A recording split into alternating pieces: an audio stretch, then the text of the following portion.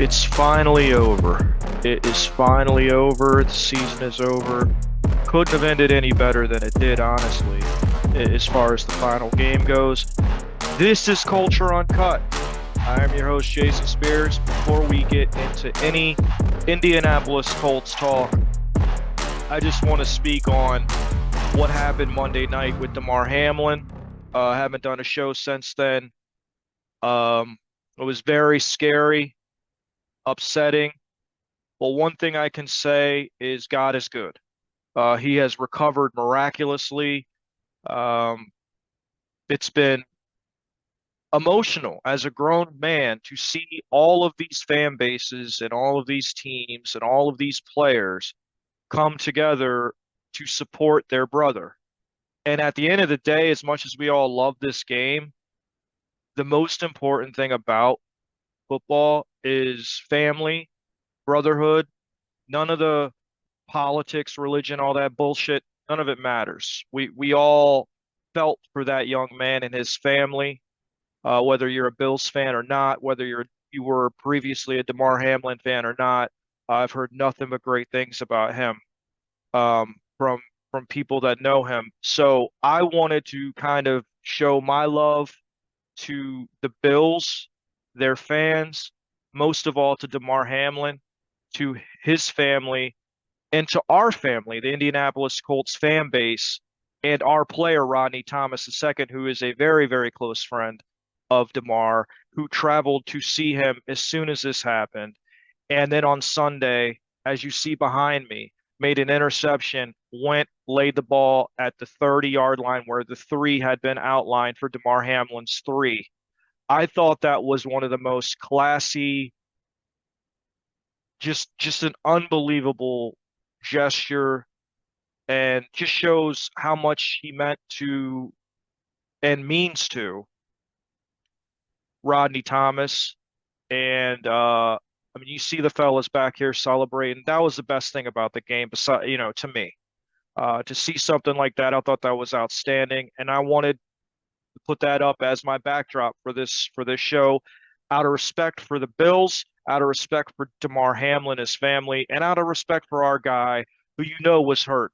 The best news to come out of this is Damar is conscious and he's doing really, really well, better than anyone could have expected. He watched the Bills win yesterday, and I don't think anybody was rooting harder for the Bills than Damar, his family. And hey, how about Naheem Hines, man? Opening kickoff after they do a little not a presentation, but a little bit of a thing for Damar. He takes the kickoff back, and then he takes another one back. I mean, that's what Naheem Hines can bring. And man, I love Naheem. I'm glad that he did that. And it was really a great day for that trade all around. Who, admittedly, I didn't like to begin with, but Zach Moss also showed out yesterday. Was definitely the highlight of the Colts.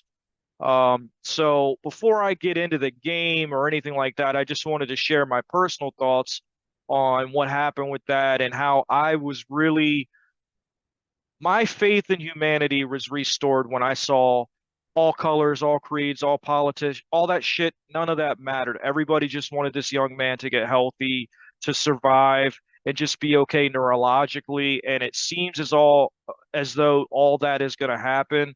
And at the end of the day, we all know this is a game. We're talking about a young man's life who was resuscitated twice, once on the field and apparently once in the hospital. Those first responders, those athletic guys that they do that job, they're very good at what they do, and they saved a man's life. And that can't be forgotten either. Those guys and everything that they did at the UC Medical Center, all those guys are heroes to me.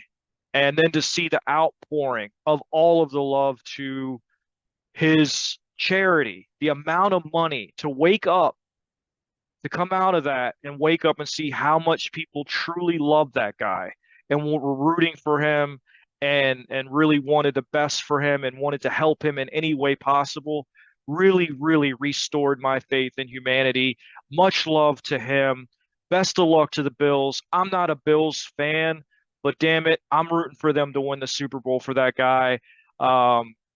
He deserves nothing but the best. That was a horrible thing to see. And some things weren't I didn't think were handled great. There were some comments made that I didn't agree with from people that I'm not going to mention. But at the end of the day, the people that mattered stepped up, made the right decisions. Kudos to Zach Taylor, the Bengals. Kudos to the Bills and Sean McDermott standing up for his players and all the coaches that sent their love. I mean, the center NFL thing is a brotherhood and it's bigger than football. And I'm very, very thankful that that young man is seemingly on the road to recovery. And I know this is a long-winded opening to something that has nothing to do with the Colts, but sometimes things happen that are much bigger than football. So I wanted to kind of pay my respects by using this as my background. I think it shows how much the NFL community rallied around this young guy. And I'm a proud to be a fan of these players, and all the fan bases were great. And that's really all I got, guys. I just wanted to share that before we got into the game. So I will continue to pray for Damar Hamlin's continued recovery, for his family, for strength. Um, Hopefully, that man can get better. I don't know if he ever plays again. I don't care. All I want is for him to be okay, and I think that's all we want. So prayers to Damar, number three. We're with you, brother. And yeah, that's where I'm at. I wanted to, no show since that happened, and I wanted to share my thoughts. So thank you guys for indulging me that to begin this show. As far as the Colts go, couldn't have gone better. I mean, that was the Colts snatching losses from victories this year has been remarkable. I mean, you think about the Minnesota game. I mean, that's the biggest comeback in NFL history. Yesterday, I mean, that was a miracle loss. If we win those two games, we're in a totally different position, in my opinion. Um, and the only reason this happened is Jeff Saturday. And I've laughed and joked with Zach Hicks on Twitter, about who is worse, Rick Venturi or Jeff Saturday. I still will go to war with anybody that thinks anybody's worse than Rick Venturi. I mean, 348-1. But hey, man, Jeff Saturday, as much as everybody is bitching about how bad he is, if the Colts do the smart thing and move on and get the right coach, he was the best thing to happen. Frank Reich got relieved of his duties. He gets to keep all his money. Now he's interviewing for a job in Carolina, where I think his grandchildren live. Somebody mentioned me on Twitter, so that's a good spot for him. I think everyone makes out in this situation if the big if is Jim Irsay lets Jeff Saturday walk into the sunset. Because if he brings him back, I have lost all faith that this franchise can be turned around. Um, Jim Irsay was not a meddlesome owner. There's this thing going around that he's always been a meddlesome guy. Listen, he was GM till '97. He hired Polian, then he hired Mora. The only time he meddled is when he wanted to fire Fangio in '01 after our defense was historically bad. Mora said, "I'm not firing him." Or no, it was Polian that said that. Polian said, "You have to fire Fangio or yeah, I'm gonna fire you." And he wouldn't fire Fangio, so they fired Jim Irsay, which was the best thing, or Jim Moore, excuse me. So that's the best thing that happened to the Colts. I'm doing a little Colts history for you guys. They bring in Tony Dungy, winning his 6 years in NFL history, a Super Bowl. Then like Caldwell comes in, gets like a residual Super Bowl visit because I think that was built off of the back of Tony Dungy's team, but that's neither here nor there. We went to two Super Bowls. We won one. My point is, Irsay has always let, until this year, Bill Polian do his job, Chris Ballard do his job. He's got to go back to that. Whoever, if it's Jim Harbaugh, DeMeco Ryans, Ben Johnson, whoever it is that we bring in here, which I'm, hoping it's one of those guys. He's got to let that guy coach. He's got to let the GM do his job. If he's going to bring back Chris Ballard, he has to let him just do his job and stay hands off and just let those guys rebuild the structure of this franchise because right now it's broken. That's what it is. It's broken. But this narrative that Jim Irsay has always been a meddling owner is simply not true. Now, his dad was totally different, a complete train wreck. Jim Irsay, I think, was just fed up this year, had enough, wanted to try something different. Figured if it worked, great. If it didn't work, we'd be where we're at. That's what I think. So I don't think we're bringing back Jeff Saturday. I do think we're going after Jim Harbaugh. I do think there's a shot. Sean Payton will absolutely not be coming here. Vic Fangio, I don't think will be coming here either because he's a 34 guy. He had a horrible break from the Colts the last time, and we play a 4-3. Ballard wants a 4-3. I wouldn't be surprised to see a guy like Wilkes come in here and be the DC. But we shall see. It all depends on who comes in here as head coach. But the more I think about it, sadly, I think Gus Bradley is going to be replaced. I think that staff, which I really liked, is going to be replaced. I do hope, um, maybe they'll consider Jeff Saturday for O-line coach. I wouldn't be against that. I certainly am not against bringing Reggie Wayne back for the second year of his deal. But again, all this comes down to who the head coach wants. Now, as far as the game goes, I really thought the Colts were going to win the game, and I was so upset. I literally tweeted, "I hate this team." But the way they blew that game, I mean, I think it's the best thing that could happen. The way they blew the Minnesota game, they've blown, the Eagles game. They got blown out by the Chargers at home. Um, I think this is the best case scenario because Jim Irsay needed to see all this. This is not the right guy. But the positives I take from the game yesterday is we lost. Denver did us a real solid, so it turns out the Denver win we had didn't hurt us. So we're 4, okay? So that's going to allow us to try to trade up with Chicago or maybe trade up to Arizona. Who knows? Because Arizona's not taking a quarterback. So we could end up with either Stroud. I mean, to me, it's either going to be Stroud, Levis, or Young. And I'm really good with Young and Stroud. Levis scares me a little more, but if you get the right staff in here, I think anything is possible. So, uh, again, big takeaways. I thought Zach Moss played great yesterday. Definitely going to be running back 2 going into next year on the last year of his deal behind Taylor. So if Taylor gets nicked up, means I think Zach Moss can come in and do a good job. You bring back uh, you bring back Deion Jackson. Your running back room is fine. So there's that, and then I thought the O line was fine. I think Ryman's getting really, really needed experience. Fries, so there are positives, but there's definitely going to be some shakeup this offseason. Will Kenny Moore be back? Will Buck be back? Will Gilmore get traded? I mean, I think Faison's probably gone. So there's going to be some, obviously Matt Ryan, Nick Foles probably going to get cut. Sam Ehlinger probably going to get released. We need a whole new quarterback room. Um, but man, I was celebrating on that long touchdown, and I was praying they go for 2 because I knew we would give it up. Um, like we won the Super Bowl. I was so happy because I don't want to have to spend any more draft capital on moving up if we have to than we have to. I mean, the further back you are in this draft, the more you're going to have to give up. That's just the way it is. I think Chicago is an option. I think Arizona might be the better option because you're not going to have to give as much up to move up 1 spot. So that's where I'm at with that. The defense to me, the offense was shit all year. You can't win with no quarterback. We couldn't stretch the field. The offensive line was pretty bad most of the year. It did improve under Saturday, but again, when you can't throw the ball, you turn it over. God, 35, whatever it was, turned out to be. It was the most in the NFL by 7 or 8. Um, you're not going to win. And I've said all year this team will find ways to win, new ways to lose. Or I was said all year this team will find ways to lose. Excuse me, Freudian slip. And they've done it all year, man. From missing that field goal to start the season, a makeable field goal, to blowing a 33-0 lead, 36-7 lead in the second half, to what we saw yesterday against. To me, I think we're the worst.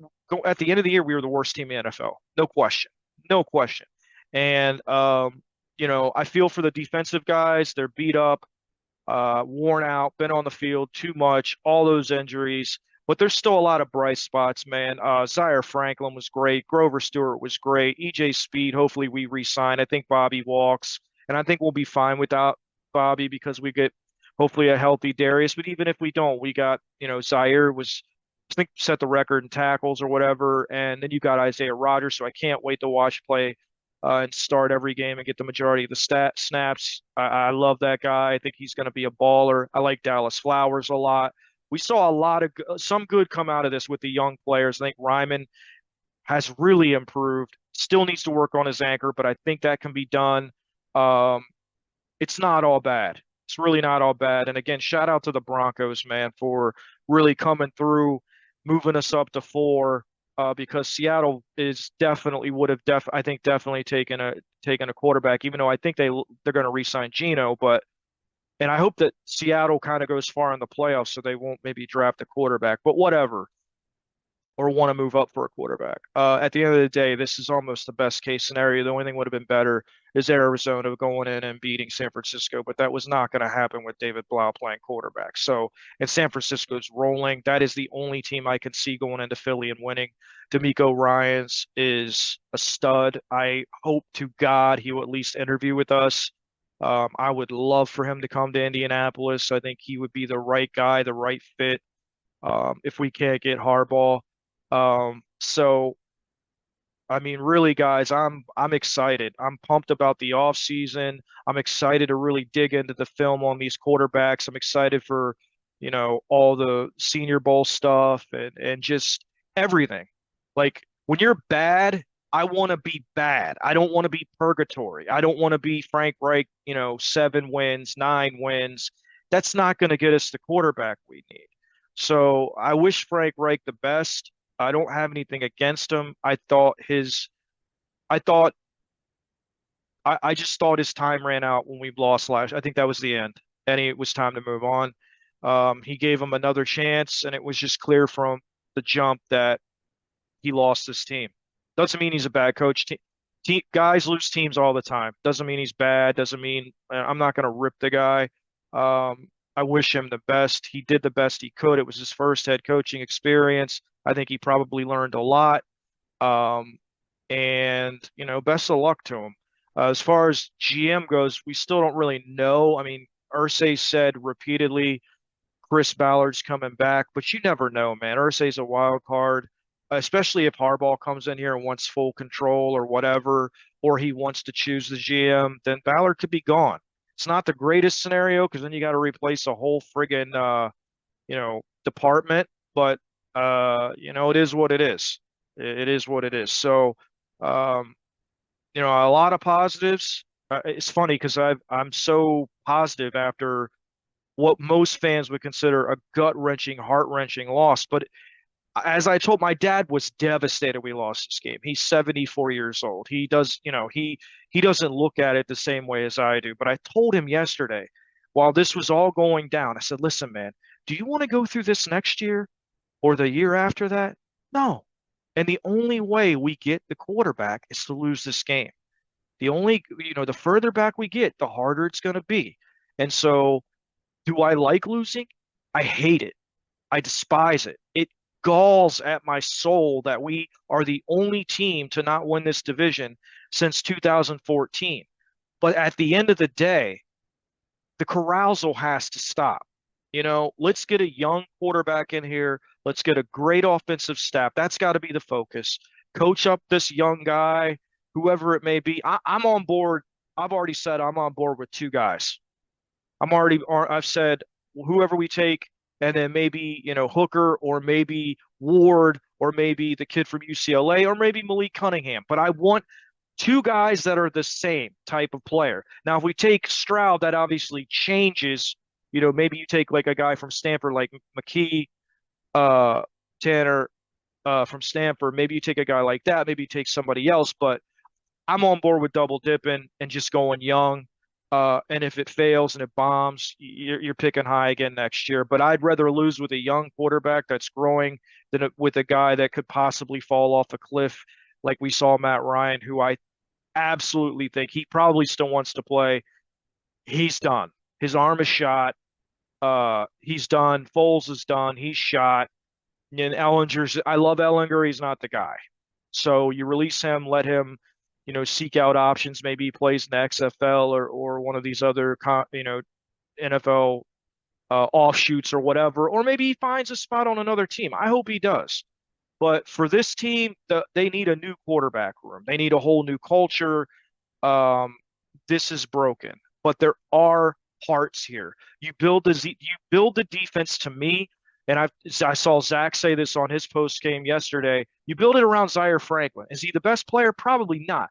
That guy, I've watched every single game he's played since he was a freshman at Syracuse, and he is a frigging leader. He plays 100% all the time. You're never going to see him loaf or do anything other than play his ass off. That's what he does. That's what you want every player on your team to play like. I said, if I was a coach, that is the guy I would say, watch 44. Watch the way he practices and watch the way he plays and watch the way he battles for his brothers, whether we're 4-12 or 12-4 or 9-6 or whatever our record is. And Grover's the same way. I want a bunch of guys like that just play every snap as hard as they can. I love Zaire. Build around him. Grover, I hope they re-sign to an extension. I think he's great. I hope they re-sign Rodgers to an extension. I really like Rodney Thomas II. I think he's coming into his own. Nick Cross, I think, as he gets old, you guys got to remember, people are already, Nick Cross is a bust. No, he's young and he's raw. It's going to take him some time, but all the tools are there. He can be a very, very good player in the future. And Julian Blackman, can we slide him down and play him nickel? I don't know. I haven't seen enough. I don't know what we do with Kenny Moore. We could cut him, trade him. I don't really, I mean, I don't really, I don't know. I think I'm kind of over Kenny Moore. He's, to me, I mean, he's still relatively young, but if we get a pick for him, I would trade him. I think Ryan Kelly will be back, so I think you're going to see. I think the only change next year will probably be right guard.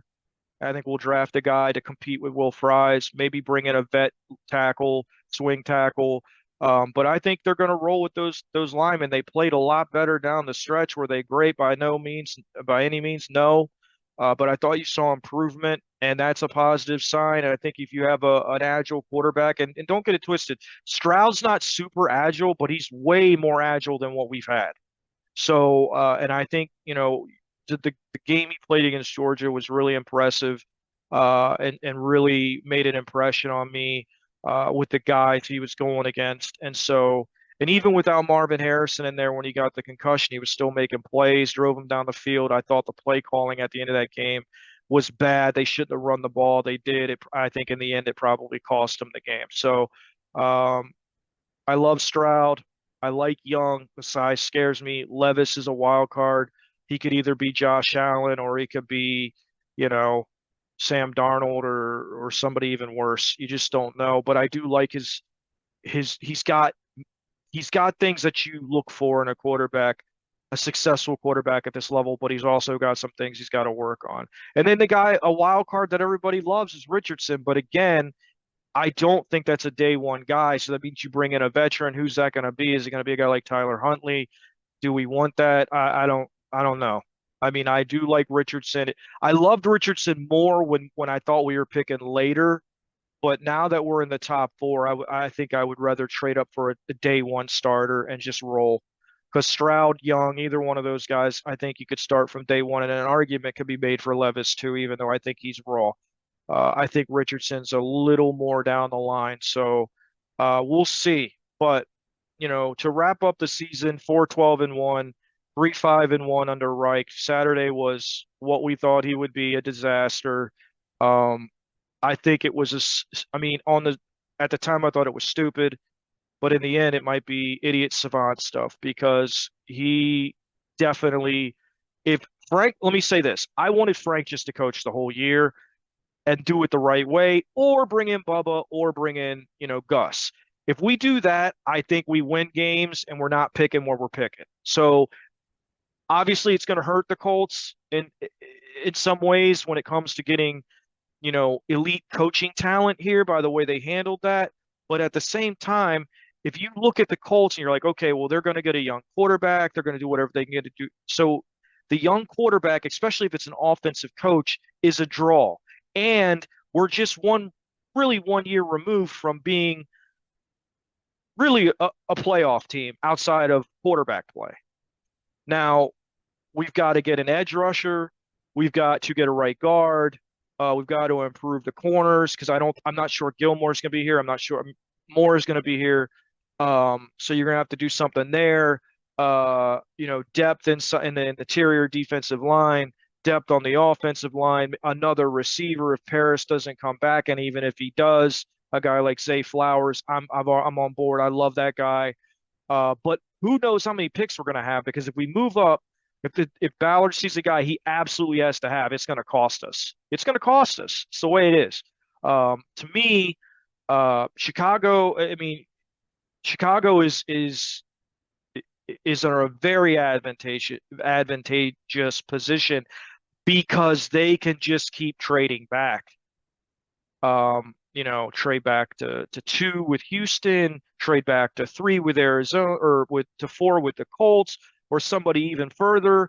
I mean, they're going to play teams against each other. They're going to get a ton, and they have a ton of money to work with. I think they royally screwed up with that Claypool trade. Foles made an absolutely horrible decision with that deal. I don't know what he was thinking with that, but they're still going to have a ton of draft capital based off of that because I don't think they're keeping the 1 pick. And so, the Colts are at the best you could possibly hope for outside of Arizona upsetting San Francisco, and that was not going to happen. So we'll see, guys. But to wrap this season up, it's the most disappointing season for me as a fan in Colts history. I've been a fan since '83. My expectations were high. Maybe I'm an idiot. I guess I am based on what just happened. But it needed to happen. Let's keep it 100. It needed to happen because we had what we were looking at another year of Matt Ryan and Nick Foles. Did anybody really want to sit through that again if we somehow managed to win 9 games and go in and get smoked in our first game and be done? Is that really worth it to me? No. I'm looking at big picture. We got to get a quarterback. And that's, and you can build around him. You've got JT, you've got Moss, you've got Pitt, you've got Pierce, who I think with a legitimate quarterback that can stretch the field is going to be a major contributor, much like you saw Christian Watson with the Packers have a huge second half. I think you're going to see that jump next year with Alec Pierce with a legitimate quarterback that can stretch the field. So I'm happy with that. Hopefully we bring Paris back, but if we don't, we draft the young. I hope Ballard jumps outside of his. It has to be a 6 foot, 200-pound receiver because I value quickness as much as I value speed. Short area quickness to me, like T.Y. Hilton, in his prime, is very, very valuable, and I think you can get that. And I really hope the Colts will look at that. A guy like Parker Washington out of Penn State is another guy I like. So hopefully he gets away from that. But we've built a Ballard enough. We've got the 2 big receivers. Hopefully they re-sign Doolin. I mean, obviously we'll get into the free agency stuff down the line, but just as an overview of the season, it's disappointing. But okay, so you get through half of it, it's like, man, this sucks. But you get to the end of it, and truly the best case scenario happened. Saturday was a train wreck, which was the best thing that could happen, honestly, to the Colts. Frazier, I think, was, he was just overmatched, which is fine. He got the experience. I think he'll be better for it. Probably won't be with the Colts, but that's fine. He'll probably be in Jacksonville with his brother. So, you know, it could be worse. Because trust me, if we would have won 8 games or 7 games or whatever, hell, even if we would have made the playoffs, this team ain't winning a Super Bowl with the quarterback we had or the O line we had. So to me, just as much as I hate losing, this had to happen. And that's the way I'm looking at it. And now it's like, okay, full speed ahead. For the first time in a long time, I'm looking at quarterbacks. There's a lot of them. There's some dark horses. Ward out of Washington State. Some people like Hall out of BYU. I'm not really a huge fan of him. Um, I like the kid from UCLA, uh, Thompson Robinson, I think. I like him. I like his the way he's played at UCLA and he's experienced. I like him. I wouldn't be against taking him late to match him with maybe a Bryce Young, or whoever. Um, because I don't want to spend. Look, we have overspent on veteran quarterbacks, and we're going to have plenty of dead cap. Enough is enough. Let's get two young quarterbacks and let's have fun. Next year, who knows? We could be good. I mean, this division is Tennessee's in a really tough situation because they don't have a high pick. Uh, they don't know if Tannehill's coming back.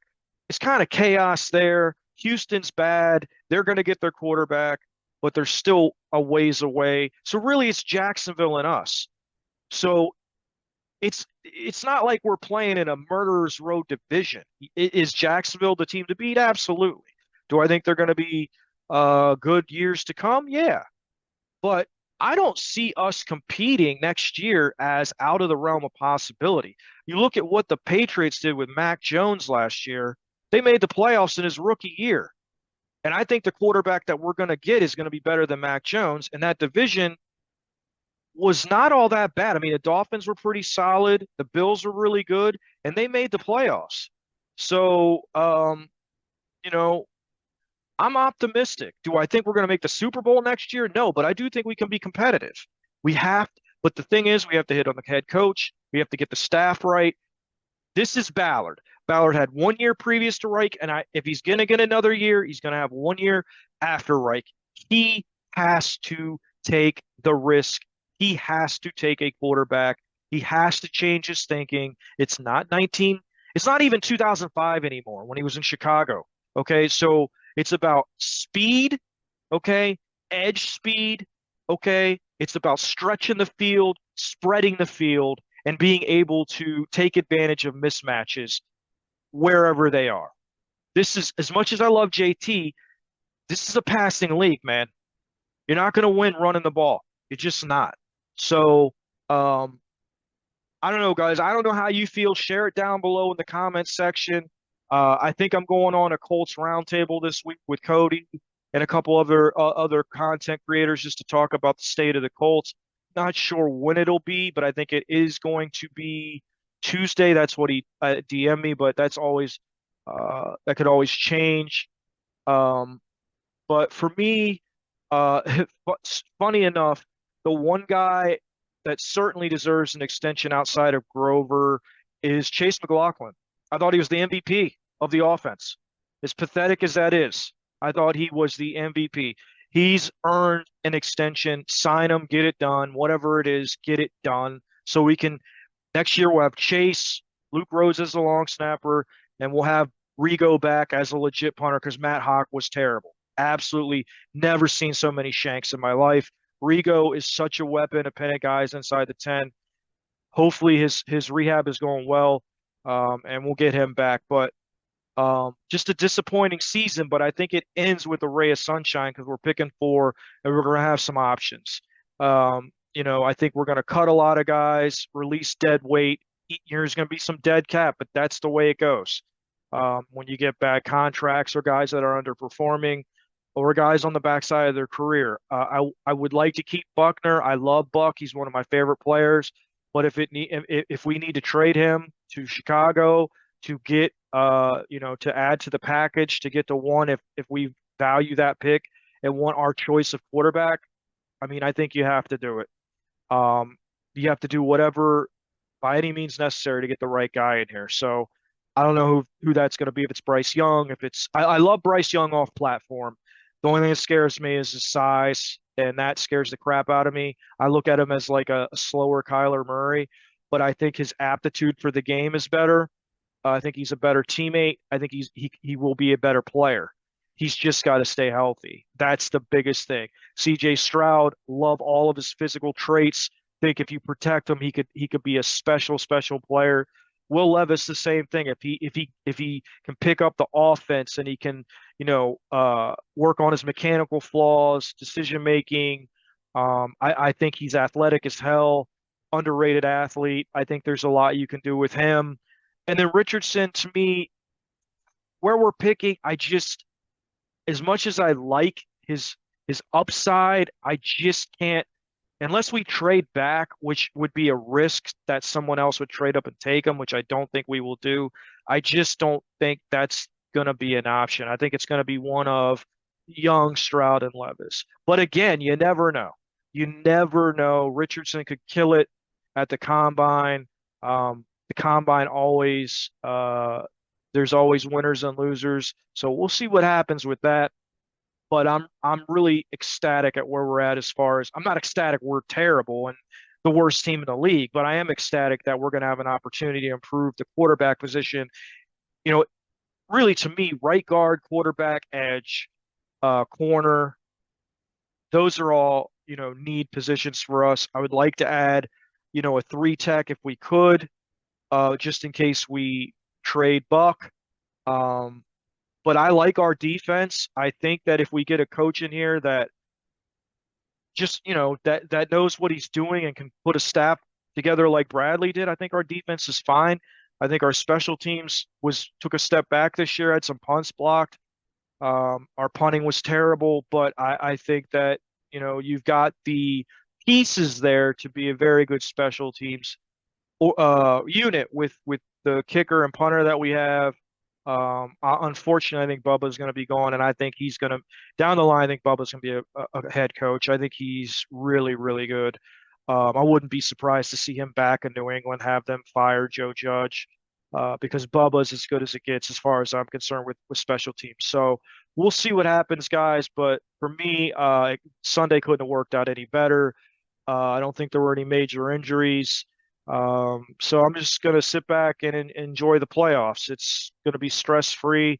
For me, I think obviously I'm going to root for Buffalo, for him, for DeMar, and that fan base. They deserve it, man. I mean, you guys are probably a lot of you probably young, but they went to four straight Super Bowls and progressively whipped worse in each one. Imagine going to four Super Bowls and losing all of them. That fan base, and then for 20 years they didn't make the playoffs. That fan base deserves it. So I'm rooting for them. In the NFC, huh? Who am I rooting for? I don't know, man. That is a great question. Definitely not Dallas. Um, I'm not a Minnesota guy. I don't know, man. I don't know who you guys are pulling for. Definitely not Tom Brady. That shit runs, deep with him. I'll never root for him. Um, Sirianni, maybe Sirianni and Buffalo for the Super Bowl and Buffalo wins. That wouldn't be bad. Um, maybe or no, who I want to San Francisco. San Francisco and Buffalo, like it's the 90s. That was always a matchup I wanted to see in a Super Bowl when it was the late 80s, early 90s with Jim Kelly and Joe Montana, and they never did play. There was always like either the Giants tripping up the 49ers or, I remember Cincinnati tripping up Buffalo in '88 in the AFC Championship, and it ended up being San Francisco. So, you know what? Give me San Francisco and Buffalo to the Super Bowl, and Buffalo wins, and then D'Amico Ryans if Jim Harbaugh turns his job down, comes to Indianapolis. That's my best case scenario. Then we get a quarterback. D'Amico brings in a hellacious offensive staff, and we get rolling, man. But the culture has to change. It's funny. I was thinking about changing the name of my show to something else because the culture is obviously broken in Indianapolis right now. But I'm going to roll with it. Too much of a pain in the ass to change the name of the podcast, my Twitter handle, my Instagram. I mean, it's just too much. So I'm just going to stick with Culture Uncut. But that's where I'm at, guys. Let me know your feelings down below. Who do you want for head coach? Who do you want for quarterback? Who do you want to win in the playoffs? One other question I want to ask you. Do you guys want me to cover the playoffs? This is an Indianapolis Colts channel, and I do what the fans want. If you guys want me to cover the playoffs, I will. Absolutely will. I will cover the playoffs. I'll cover what I'm hearing off the field as far as Colts stuff. I'll do whatever you guys want. Just let me know if you want me to kind of week to week go through the playoffs and break down the games and what I see. If not, I won't, and we'll just stick to Colts stuff. It's really up to you. But I plan on putting out a lot of Colts content in the off season. I'm really excited about this draft. I'm excited to see what the Colts do, um, head coaching wise, and not only just head coaching wise, but who we bring in as a staff. That's very, very important because you have to have that structure, coordinators, position coaches under them, assistants to the position. That shit is all very important, very important. Coordinators are very important, as we saw with Nick Sirianni and Matt Eberflus. We lose both of those guys, we go into commode. Those guys were very important to Frank Reich, very, very important. We lose them and their team collapses. So, and I'm not blaming Gus Bradley. The defense was, it ended up being, 28th or something horrible and 16th in turnovers, but they were on the field. It reminded me of 2019 with Blues. They were on the field the whole damn year. I mean, turnovers, all that. The defense gets a pass from me. Were they great? No. Did they falter down the stretch? But it was more a war of attrition down the stretch with injuries and just being on the field so much and just, I mean, knowing your offense isn't going to do a damn thing. And that's no excuse not to, play better, but defense is the least of my worries right now. Special teams, I think, will get corrected once we get our punter back and all that and get healthy. But the offense needs an overhaul. Period. The from the schematics to the coaches, all of it needs an overhaul. The only coach I want back on offense is Reggie Wayne, and I hope the coach that comes in here, whether that's Jim Harbaugh, D'Amico Ryans, whoever it is, will keep Reggie Wayne for his second year because I thought even though Alec Pierce's numbers weren't sexy, I thought he played well. I thought Paris Campbell played well. It's very difficult to put up numbers when your quarterbacks are Matt Ryan, Nick Foles, and Sam Ehlinger, and you have a sieve of an offensive line for 90% of the season. So I give all those guys a pass. I was really happy for Paris that he made it through the season healthy. If he doesn't sign here, I hope he signs somewhere else where they'll use him. Uh, and I'm glad he finally got his 16 or 17 games in. That's a great sign for him. So I'm hoping we can maybe sign him to a 1 or 2 year deal or a 3 year, whatever. But having that speed certainly will help. And Pitt and Pierce have to be better next year, and I think they will be with a real quarterback that can stretch the field. I still think you need one more guy. I do think they need to re-sign Doolin to be the back end of our receiving core with Strawn. I think those two guys, especially Doolin, when he gets an opportunity, he makes plays. He's got to step up next year, man. He's running out of time. He hasn't really gotten an opportunity, but he's running out of time. So uh, with that, guys, I don't know how long this has been, but I didn't mean to make it super long, and I ended up doing that. But it's kind of an end of the season wrap up. Just as guys that I thought really did a good job this year. Obviously, Z was great. I love Z. Grove, Buck. I thought Dio started to come on down the stretch. I thought Pay played well early in the year before he got injured. I thought Isaiah was good. Gilmore was, Pro Bowl level. Um, Rodney Thomas really surprised me, jumping Nick Cross. Rodney McLeod, I would love to have him back. I don't know if that's a move you make because he's probably going to want to go try to win a ring somewhere. But man, I would love to have him mentor our young guys. He played great this year. I really don't have anything positive to say about the O line. I thought Pierce played better than his numbers indicate. I thought Paris played better than his numbers indicate. I'm trying to think if I'm leaving anybody out. McLaughlin was really good. I know EJ when he got the opportunity was good. Who am I forgetting? I'm sure you guys will tell me if I forgot somebody. I thought Coward, the guy that we brought in from New England, was a solid backup rotational piece. Um, so do we bring Ngakwe back? I don't think so. He's just too much of a liability in the run game. Yeah, he had whatever amount of sacks, but they weren't impactful. Um, if he's willing to come back and just be a third down pass rusher, sure. But we have to have somebody that can at least um, not be the worst edge run defender in the league.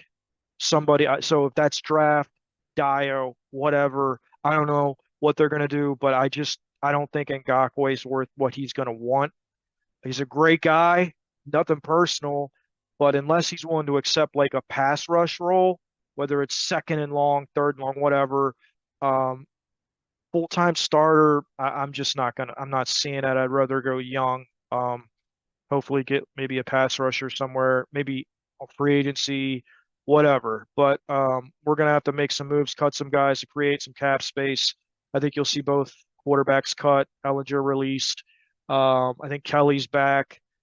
Kenny might get traded because he wants more money, and I don't think he's really earned it. So we'll see what happens, guys. But again, I don't think you could ask for a better ending of the season. The Colts miraculously somehow lost that game, and it was the best thing that could happen for the future of the franchise, with the caveat that Jim Irsay does not meddle anymore. He's got to let if he's going to keep Ballard, Ballard has to make all the decisions and let him lay in the bed. Make his bed, lay in it. No more excuses. I've given him excuses with, Frank, but he's been talked into this stuff, and that's on him. He's got to be more rigid and not be talked into stuff. Irsay just needs to stay out of it. Let his GM do his job. I think there's a lot of moving parts, so I'm probably gonna, I don't know when the next show will be, maybe during the week, but there's gonna be a lot of moving parts the next few days. It's Black Monday. So far, Lovie Smith got fired. They basically hired that guy to fire him. I mean, pretty much the same thing they did with Cully, and that's why Brian Flores filed his lawsuit. So, um, you know, makes him look good, but I don't know what Lovie Smith was expected to do with that roster. But anyway, um, it's been a disappointing year, but I do appreciate everyone sticking with not only me, but for the culture. We started the year together. Unfortunately, I don't know what's going on with Luke or with the show. I asked him yesterday in a text if he wanted to come on and do like a State of the Union. He said he was too busy, said maybe this week. Honestly, I think he's done. I don't think he's coming back. So at some point, I'm probably going to reach out for a co-host. I don't know when that'll be, but doing this by myself kind of gets old because I like to have other opinions. So we'll see what happens. Maybe Luke will change his mind, but I don't see it. So with that, uh, man, that wraps it up, guys. 2022 season over, 4-12-1. Very disappointing. I predicted this team would go 13-4. That's really an indictment on me. But I didn't think Matt Ryan would just dive off a cliff and be, Scott Tolzien. But that's basically what he was. Not quite that bad, but I mean, nothing. Couldn't throw anything outside the numbers. Everything was in the middle of the field, the 10-yard area, and you can't win that way in this league. Teams will strangle you, and that's what happens. So, and Nick Foles is done too. So, we move on. The best thing I can say about the season is it's over, and now we have something positive to look for. There's nowhere to go but up. We won one game in the last how many ever. So, and we finished the season the worst team in the league, in my opinion. Houston was better than us. We played them twice. We played them week one. We tied, and we were lucky. We were down 20-3, and we lost to them in the last game of the season. They're better. They have a worse record, but they're a better team. Honestly, keep it real. Play them twice. You can't get one win. That's enough for me. So hopefully Saturday. Obviously, people are talking about Saturday being fired. He's not going to be fired. He will just not be retained. And I feel like the staff probably won't be either. But we got to see with the head coach. So, guys, I can't thank you enough for the support you've given me since I started this solo project on my own. And people asking me, when the show is going to be up meant a lot to me. It means that you guys care and value my opinion, and I value yours. So without you, there's no me. And I appreciate that very much. I don't ever take this for granted. And I try to be here. Even when I went through my health stuff, I tried to be here for you guys. I did the best I could. Hopefully I'm through those trials and tribulations, and I'm good now. So again, dedicate this to Rodney Thomas's best friend, DeMar Hamlin. I wanted to show love by doing that, and I appreciate you guys for listening. I'll probably be back sometime this week. There's going to be stuff going on. Who knows what it's going to be? Again, I think there's a content creator State of the Colts roundtable coming up on Cody's channel. Bring the juice, I think, is where it'll be. So you can probably catch me on there. I plan to be a part of that. But going forward, man, I'm just pumped about about the process, about the possibilities going into the offseason. Again, you can hate Jeff Saturday all you want as far as the coach goes, but he got the job done. He got us to where we needed to be, and I'm happy about that. Didn't Not happy when it initially happened about the way it went, but it is what it is. We're here. Now we just got to identify candidates and be aggressive. Be aggressive in interviewing them and be, aggressive in hiring them.